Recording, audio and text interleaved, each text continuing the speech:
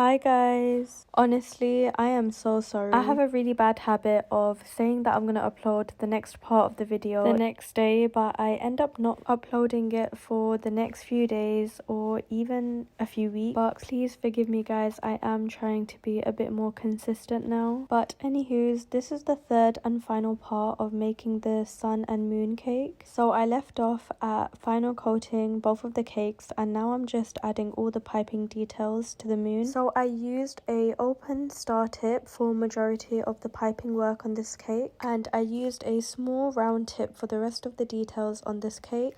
Honestly, it was quite hard to do this without it looking quite weird. When I'd finished decorating this cake, I didn't know whether to love it or to hate it. And honestly, even with all these little details that I'm adding now on the cake, I was literally just doing whatever comes to my head. I was just trying to fill in any of the gaps on the cake and try and make the cake look as detailed and intricate as possible. And this cake is inspired by Kitua Cakes. She created this design first with the sun and the moon, and it's just so cute. Honestly, I've been wanting to recreate this ever since I saw it. I just never got the time, and I'm just so glad that I finally got to do this cake, even though it was a bit of a pain to do. But I'm just so glad that you all loved it as much as I did. So I started to decorate the small cake and I already had written Eid Mubarak in Arabic. Initially I was gonna write it in English, but then I realized I had no space and I thought, why not challenge myself and write it in Arabic.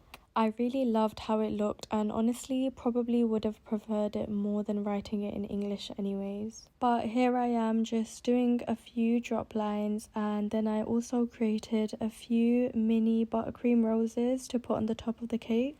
Honestly, I just loved the finishing look that it gave on this cake, and I added a few leaves as well to the roses just to top it off. So I finished it off by adding a pearl spray, and this gave it such a beautiful pearly glistening look to the whole cake. I also added glitter as well on top of that because of course, how could you not add glitter? I finally added the sun to the board, and honestly this stressed me out. I genuinely was scared that lifting up the cake would make the cake drop and I would have to redo it all over again. Honestly, it was a lot easier to do, and this is basically where you start to see the vision come together. I finished off by adding the last few details on the cake, and I also added a bottom border to the sun so that it can cover any of the imperfections. I forgot to mention that I used a gold luster spray to spray the sun and give it that gold finish, topping it off with more glitter, and here is the final cake.